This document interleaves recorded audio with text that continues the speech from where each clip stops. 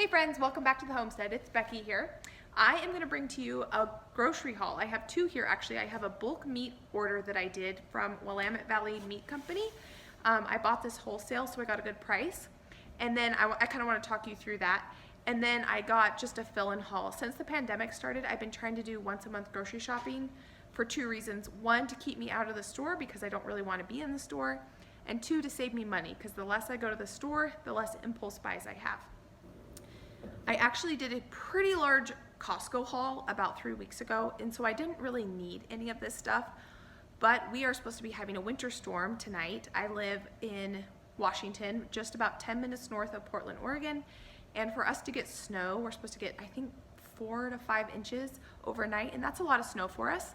So I figured I'd go ahead and just do a fill-in haul so I have food in case we get stuck. And I didn't want to go into the store. Normally I shop at Winco, which is a local discount store, but they don't have a buy online and pick up option. So I went ahead and did a Walmart pickup. This is only the second time I've done a Walmart pickup, so not everything is the same that I normally buy, but it's a good substitute and it'll work for now. When we get the threat of snow around here, it's pandemonium inside the grocery stores, and I really did not want to deal with the lines. It is crazy, and so I figured I would just go ahead and do the Walmart pickup. So let me flip you around and show you what I got. All right, first I bought a bunch of chicken and bacon. Like I said, this meat I bought at Willamette Valley Meat Company. It's a wholesale company, and so you get really good prices. You'll notice that there's no branding on any of the packaging because they actually sell their meat to Costco, Kroger, different grocery stores in our area, and then the grocery stores get to slap their own branding on it. So I bought 40 pounds of chicken thighs. There is 6 chicken breasts in each one of these packages, and I paid $1 a pound. So I paid a total of $40 for 40 pounds of organic chicken thighs. I forgot to mention these are organic chicken. The bacon unfortunately is not organic, but it's a really good quality bacon, and so it's a good substitute. In the past, I've bought whole pigs from local farmers, but I currently don't have one in my freezer, so this is a good alternative for that. If you want to know about buying half a cow, I've got a video I'll link up here where you can watch the process of buying half a cow. And then here I've got organic chicken breast. In each one of these packages, there are 2 breasts. This was a 40-pound box of chicken breast, but I split half of it with my sister. So this is 20 pounds here, and I paid $1.64 per pound for these organic chicken breasts. So that's a total of $33 for 20 pounds of chicken breasts. This bacon, I got 15 pounds of bacon, and I paid $4.40 a pound, and that was a total of $66. So total for all of this meat, I paid $142, and I am pretty happy with that. This is the second time I have done a bulk meat order through Willamette Valley Meat Company, and I'm super happy with the quality and the price. You really, guys, you cannot beat buying your meat in bulk. So if you can afford the initial investment and you have the space for it, it's definitely the way to go. I do have 2 freezers outside, and I will be putting these in the freezer. I want to can some of this chicken because I want to save some of my space in my freezers for some of the garden produce that's going to be coming in. And I did have a freezer incident last summer where our freezer was turned off and we lost everything in the freezer. So I kind of like the idea of having some shelf stable chicken. I bought a pressure canner this year, and so if you want to see that, go ahead and leave it below and I'll bring you along if that's something you guys want to see in the future.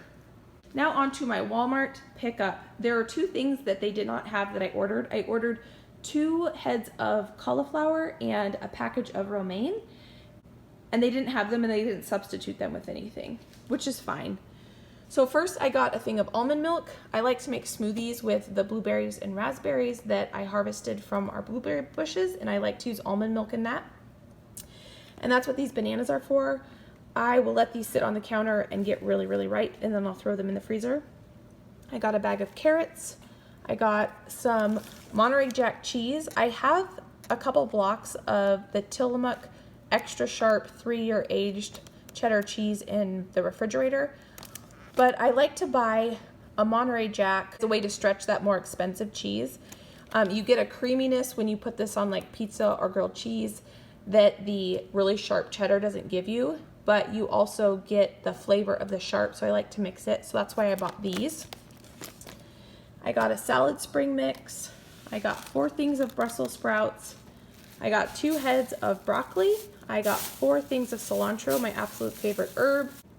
If you want a tip for cilantro to keep it from getting slimy in your refrigerator, wrap it up in a paper towel and then throw it back in the bag, and you can get your cilantro to last for 2 to 3 weeks, no problem that way.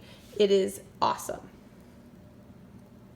All right, I bought 3 things of milk. We do not drink milk in this house. We only use it for cooking and for cereal. My husband's favorite midnight snack is cereal, and so I do buy that for him, even though I try to keep home-baked things for snacks for him. Sometimes he likes his cereal, so I buy that for him, and that's what the milk is for. I freeze milk, so this milk should last me for at least 2, if not 3 months.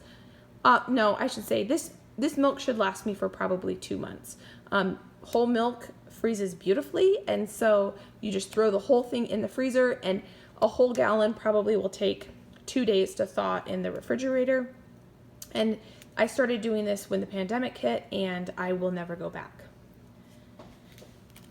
I bought some tortillas. I normally buy the tortillas that you cook on the stove, but they didn't have those, so I bought these. I don't like Mission tortillas at all, and these look like a pretty good substitute, so happy to have those. And then 2 bags of tortilla chips. Tips for getting your produce to last longer is to buy an assortment of produce. So if you want to start stretching your grocery shopping trips out 2, 3, 4 weeks, you want to get an assortment of produce. So you just know that your tender vegetables are going to need to be eaten first, to make sure you eat those, like your cucumbers, zucchini, spring mix, lettuce, things like that. It's like your cauliflower, cabbage, broccoli, Brussels sprouts. That stuff can, carrots for sure. That stuff can last in your fridge for 2 weeks up to a month, no problem, if you store it properly. So that's just a tip that I have started doing since the pandemic hit, and it's been really helpful. So I want to document these hauls so that I can bring with you what my grocery shopping kind of evolves and how it looks now in the dead of winter versus what it's going to look like in spring, summer, and fall when a bunch of produce is going to be coming in. I do also buy a lot of my dry goods in bulk. I like to buy my beans and rice and flour in 50-pound bags, and so I can show you that next time I do a big order if you want to see what that looks like. It is just my husband and I, and so I know this can look like the meat can look like a lot of food, but it's a way that you can get really good quality food for a better price by buying in bulk. And if you have the space and the resources to do that, I definitely would encourage you to look into it. I want to give some context of how long this will last us. This probably will last us 3 weeks, I would say. Sorry, my dogs are whining. I have a ton of frozen vegetables in the freezer, and I have a bunch of canned goods that I canned and preserved over the summer and fall. And so the biggest thing for us that we run out of are things like dairy and tortilla chips and tortillas. I do bake all of our own bread. We don't go through a lot of bread, but I do bake our own bread when I do that. And so that's not something that I typically buy.